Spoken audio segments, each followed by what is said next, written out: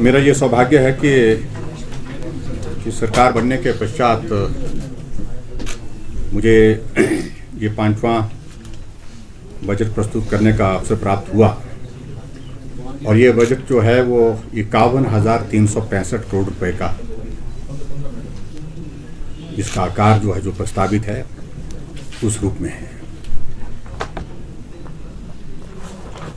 और जहां कोविड की सारी परिस्थितियों के कारण पूरे विश्व की इकॉनमी प्रभावित हुई, देश की और प्रदेश की भी प्रभावित हुई, तो बहुत बड़ा संकट हमारे सामने था उस दृष्टि से कि आदमी के जीवन को भी बचाया जाए और दूसरी तरफ विकास के कार्य को भी चलाया जाए। संभवतः ये दौर किसी मुख्यमंत्री के जीवन काल में नहीं था, उससे पहले बहुत कुछ उससे सीखा भी, और लेकिन बहुत सारी चुनौतियों के सामना करते हुए यहाँ तक पहुँचे।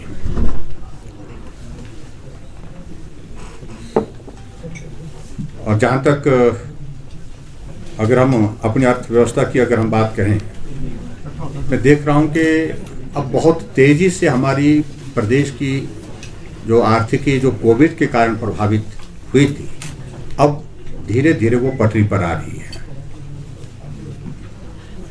2021-22 में प्रदेश की अर्थव्यवस्था में 8.3% की वृद्धि होने की संभावना है और उम्मीद करते हैं कि आने वाले समय में और ज़्यादा इसमें सुधार होगा। हमारा इस बजट का फोकस हमने पहले दिन से ही पहली कैबिनेट की बैठक में जो सामाजिक सुरक्षा की दृष्टि से कुछ चीज़ों को करने का कुछ हमने जो प्रयास किया है, उसमें बहुत बड़ा जो है बजट का हिस्सा उसमें हमने जो है वो समर्पित किया है। और सबसे बड़ी बात तो ये है कि 60 साल की आयु के ऊपर सभी को अब आय सीमा में छूट के साथ पेंशन का प्रावधान करने का हमने इस बजट में घोषणा की है। और इसके कारण जो है वो जहां हम पेंशन पर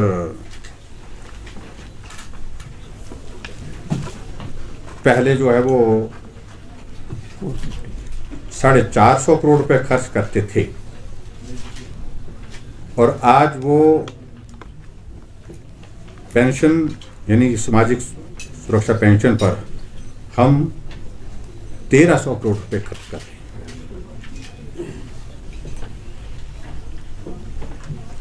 ये एक बहुत बड़ा, जिसको मैं कह सकता हूं कि एक एरिया जहां जिसको हमने फोकस करके, जो गरीब है, जो पिछड़ा है, जिसको सही मायने में मदद की जरूरत है, उसको हमने फोकस करके किया है। और जहां गरीब वहां हम, इस बात को हमने सुनिश्चित किया है। दूसरी बात में ये भी मैं कहना चाहूंगा, जो नए इनिशिएटिव्स हमने लिए, हमने किसी भी इनिशिएटिव को जो लिया उस इनिशिएटिव को एक मुकाम तक पहुंचाया। अगर हमने ये तय किया गृहिणी सुविधा योजना के माध्यम से कि हर एक घर में गैस का चूल्हा पहुंचना चाहिए, तो उस लक्ष्य को हासिल करके छोड़ा है।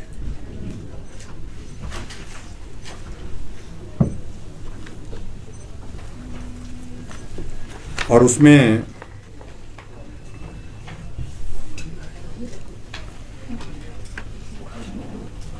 हमने लगभग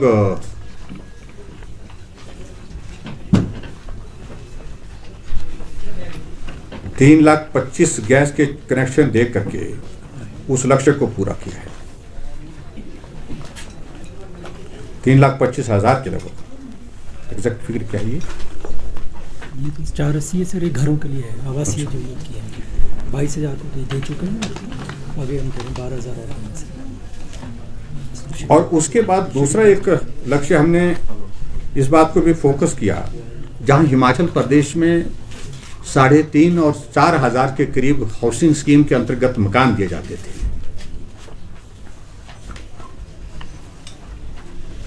वहां हमने 22 को दे चुके थे। अब की बार 22-23 में जो है वो 13,000 आवास जो है वो देने का हमने एक लक्ष्य निर्धारित किया है। हम कई गुना उससे ज़्यादा बढ़े हैं। हालांकि हिमाचल प्रदेश में इस बात से हम सहमत हैं कि हर आदमी के पास घर है, लेकिन किसी के पास अच्छा घर हो, इस बात को सुनिश्चित करने की दृष्टि से। और 22,000 लोगों को हम जो है वो अभी तक जो है वो हाउसिंग स्कीम के अंतर्गत मकान दे चुके हैं। यानी कि फिर भी लक्ष्य एक गरीब आदमी को मदद करने का। और उसी तर्ज पर अगर आगे हम बढ़ करके कहें, जो हिम केयर की हमने योजना चलाई, उस हिम केयर के योजना को भी एक मुकाम तक पहुंचाया है। और उस हिम केयर की योजना को पूरे हिमाचल प्रदेश में लागू करते हुए मुझे इस बात की प्रसन्नता है कि 200 करोड़ से ज़्यादा हम अभी तक उसमें खर्च कर चुके हैं। और उसके साथ साथ में 2 लाख से ज़्यादा 2,20,000 के करीब जो है लोगों का मुफ्त में इलाज करने में हम उसमें कामयाब हुए हैं। और ये भी गरीबों के लिए समर्पित है। गरीब आदमी जो अपना इलाज नहीं कर सकता, उसके लिए इस दृष्टि से हमने ये सारा एक इनिशिएटिव लिया है और उस योजना को आगे बढ़ाया है। और इसके अतिरिक्त आप देखेंगे सारे जितने भी हमारे छोटे छोटे एक दिहाड़ीदार की दिहाड़ी बढ़ाना। और अब की बार मैं समझता हूं कि शायद मेरे में आज तक के इतिहास में 50 रुपए की इंक्रीज आज से पहले कभी नहीं हुई है एक साथ।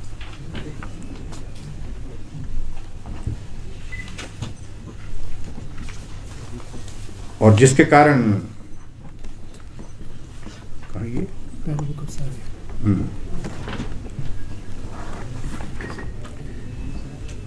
जिसके कारण जो हमारे जितने भी हमारे जो आउटसोर्स का एम्प्लॉयज हैं उनको भी उसमें लाभ मिलेगा। और जो पैरा वर्कर्स हैं उन सबको, जैसे आंगनबाड़ी के लिए हमने तय किया कि आंगनबाड़ी के लिए 1,700 रुपये की इंक्रीज की है और हमारे ही कार्यकाल में 4,500 की इंक्रीज की है।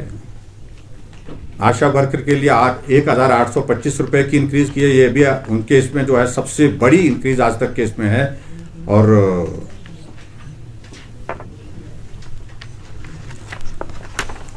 उनको लाभ देने की कोशिश हुई है। अगर दिहाड़ीदार की अगर 50 रुपए के हिसाब से हम बात कहें, जिसका मैंने जिक्र अंदर भी कर लिया है, उस पर मैं यही कहना चाहूँगा कि अब दिहाड़ी जो है वो 350 रुपये हो जाएगी और हमारे ही कार्यकाल में 4,200 रुपये प्रति माह का लाभ एक दिहाड़ीदार को इन 4 वर्षों में मिला है। इस 5वें बजट में मिला करके मिला है, जो आज तक के सभी बजटों में समझता हूँ कि सबसे ज़्यादा है। और इसलिए सभी कैटेगरीज का मैंने जिक्र करूंगा, उस पर बहुत लंबा वक्त लगेगा।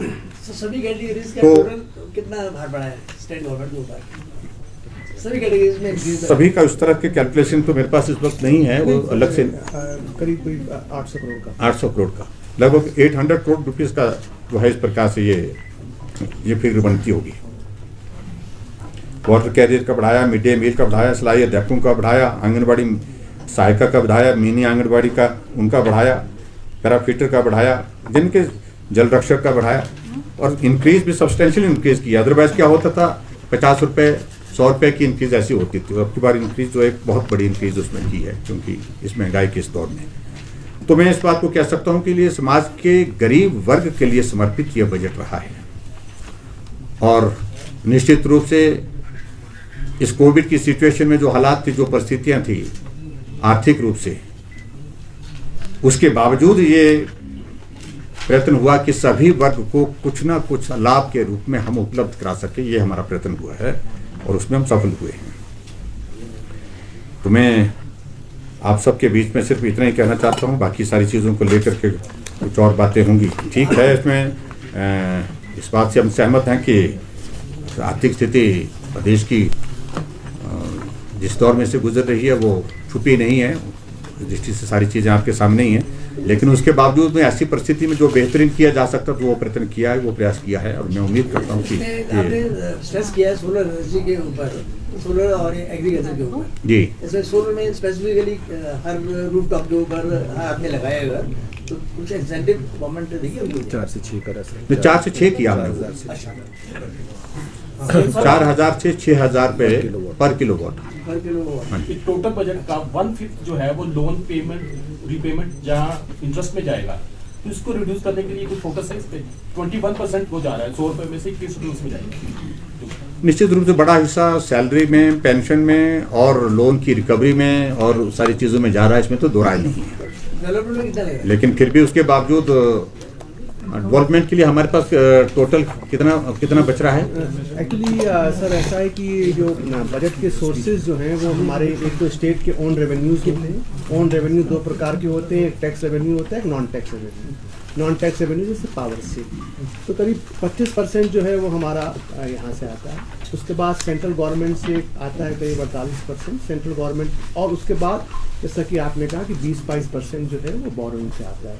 ये रेवेन्यू रिकवरी में भी फॉल है इस बार? नहीं, इस वक्त आप ये देखिए कि यही सबसे बड़ी एक हर्ष की बात है जिसको माननीय मुख्यमंत्री ने भी बताया कि पहली बार बहुत सालों के बाद ऐसा हुआ है कि जो शेयर इन सेंट्रल टैक्सेस है वो जो केंद्रीय सरकार ने जब अपना बजट प्रस्तुत किया था मार्च 2021 में, तो जो बताया था उससे 600-700 करोड़ इस बार ज़्यादा आ रहा है। और यही हमें उम्मीद है, यही एक आशा है कि ना केवल हमारा शेयर इन सेंट्रल टैक्सेस 22-23 में बढ़ेगा, बल्कि हमारे अपने टैक्सेस भी करीब 15%। एक पैरा है कितना होगा sir? It is likely to go up to how much? No, I'll just come to that. But first, let me tell you that there is a para in the budget which very clearly says that there has been an increase of 15% in the tax revenue of the state. We expect a similar increase in the coming year also.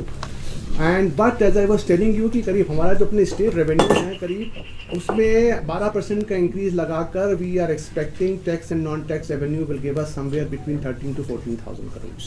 Which is an increase of about 15% and after a very long time because of COVID, तो हम तो down ही थे, तो ये एक बहुत अच्छी बात है कि वर्तमान वर्ष में भी we have gained both from center as well as our own resources, और इंशाअल्लाह अगले वर्ष में भी दोनों ही सोर्सेज से we expect more of revenue। Sir इसमें फॉर्म जो लोन बर्डन है आपने वर्ष 63,200 करोड़ बोला था, बजट में वो कितना दर्शाया गया है? ना उतना ही दर्शाया गया है, लेकिन उसमें जरूर है कि जो हमारी जो बोरिंग लिमिट जो है, बोरिंग लिमिट जो है आने वाले समय में उसको 62,300 as on 21st of February. One has to understand that there are two things. One is your authorization for a particular year. Year has not ended so far. Year जो है वो मार्च में खत्म होगा, but जैसा कि माननीय मुख्यमंत्री जी ने as on today जिसको हम बोल सकते हैं, as on today, and that you can find in the FRBM statement also. ये डिफिसिट कैसे बिल्ड कर रहे हैं? डिफिसिट जो बजट में है, how are you meeting by loans or by what? ये देखिए जिस प्रकार से बताया यहाँ पर सक्सेना जी ने कि अपने रिसोर्सेज से और माध्यम तो यही अपने रिसोर्सेज जो रेवेन्यू के रिसोर्सेज हैं, और उसके अलावा जो केंद्र सरकार से जो हमको मदद मिलती है विभिन्न योजनाओं में, उससे सारी चीज़ को इसको ब्रिज करने की कोशिश करते हैं इस गैप को। लास्ट ईयर जो हमारा एक मिनट सीएम साहब की बात नहीं होना चाहिए। नेगेटिव ग्रोथ ऑफ 6.5 और 6.2 और इस बार 8.4 का हम ग्रोथ दिखा रहे हैं, तो कैसे हुआ? क्योंकि एग्रीकल्चर सेक्टर का बहुत बड़ा का ग्रोथ कैसे हो गया एक साल में? डिस्पाइट कोविड नहीं, डिस्पाइट कोविड में इस बात को कह रहा हूँ, एक तो रेवेन्यू हमारे इम्प्रूव हुए हैं, और दूसरी बात सबसे बड़ी बात यह है कि हमारा एग्रीकल्चर और हॉर्टिकल्चर सेक्टर ने बहुत सपोर्ट दिया। क्यों जी? Sir, it was a bumper crop of apple, that is but आपको ये भी समझना होगा कि व्हेन यू लुक, पर उससे पहले सर एक बात मैं जोड़ना चाहूँगा, जहाँ रिसोर्सेज की बात है, मुख्यमंत्री महोदय के स्पीच में भी लिखा है कि इस वर्ष 600 करोड़ रुपए के कैपिटल के लिए स्पेशल सेंट्रल असिस्टेंस आई थी। और आपने देखा होगा कि अगले बजट में केंद्रीय वित्त मंत्री ने उसको पूरे देश के लिए उसको बहुत बढ़ा दिया है। So that is also something which we are looking for in the next year. जो आप इकोनॉमिक सर्वे की बात कर रहे हैं, we have to see it is not a simple mathematics that you move from minus, it was अनुमान था -6.2 का, but when the final figure came it was 5.2। So from 5.2 13%, ये ऐसा लीनियर नहीं है, because you know you have to see the base has also come down, isn't it? तो important चीज़ आप क्या देखिए कि the GSDP has increase by about 18,000 19,000 crore, so that is an absolute number. ये जो है ये रिलेटिव नंबर होते हैं, क्योंकि हर बार इकोनॉमिक ग्रोथ जो होती है उसका एक बेस होता है। तो क्योंकि पिछली बार निगेटिव हो गई थी तो ऑब्वियसली बेस लोअर था, तो in less effort the return was more. But important thing is to see that the GSDP has increased, and another very important thing is to see that the per capita income has increased by almost 10% despite COVID. So आप देखिए कि that gives you an idea that the economy is recovering and is on the right track. Sir farm sector में horticulture में fisheries में बहुत बड़ा आपने focus किया है. What is the vision now you have? You have only few months. एक तो सबसे बड़ी बात है कि एग्रीकल्चर सेक्टर में और हॉर्टिकल्चर सेक्टर में हमें अभी भी उम्मीद है कि ऐसे संकट में जब इसी सेक्टर ने हमको मेजर सपोर्ट दिया तो आने वाले समय में इस पर फोकस करना चाहिए और ज़्यादा बेहतर ढंग से फोकस करें और बेहतर काम करने के कारण जो है इसमें प्रदेश की इकोनॉमी को बहुत बड़ा बल ये देगा. और जहाँ तक ये जो नए कुछ इनिशिएटिव्स की दृष्टि से जहाँ हम अभी तक ज़्यादा एक्सप्लोर नहीं कर पाए थे, जैसे फिशरीज का आपने उस पर फोकस किया है जिसमें और ज़्यादा स्कोप है, गुंजाइश है, संभावना है, तो इसलिए इस दिशा में हमको आगे बढ़ना चाहिए, काम करना चाहिए. एक जेंडर बजटिंग का एलिमेंट भी है बजट में. So what is the actual objective of that? एक बार मैं जोड़ूं सर एग्रीकल्चर में. ये दो इनिशिएटिव आपने देखे होंगे जो सर ने पिछली बजट में घोषित किए थे कि हम लोग बहुत साइंटिफिकली प्रॉब्लम्स को स्टडी करेंगे. नीति आयोग के एक मेंबर रमेश चंद जी के साथ मिलकर हमने एग्रीकल्चर सेक्टर में रिफॉर्म्स और एग्रीकल्चर सेक्टर में जो इनिशिएटिव्स लिए वो उनकी रिपोर्ट के आधार पे लिए. सो इट वाज नॉट कि they came just all of a sudden. It was a very scientific study which Professor Ramesh Chand conducted for Himachal agriculture and horticulture. Second thing, the second big initiative which was taken by sir last budget was that हम बच्चों के कुपोषण के लिए study करवाएंगे. वो हमने doctor Paul के साथ मिलकर करी. तो आज जो आपने मुख्यमंत्री बाल सुपोषण योजना देखी और उसके 7 पिलर्स को सर ने बोला, that is also again based on consultation with the NITI Aayog. So I am saying that whatever has been announced today has a very deep scientific analysis by none other than NITI Aayog members themselves. बाकी आप कुछ gender पे जो आप कह रहे थे, gender वाली बात नहीं है. जेंडर पे ऐसा है कि जेंडर में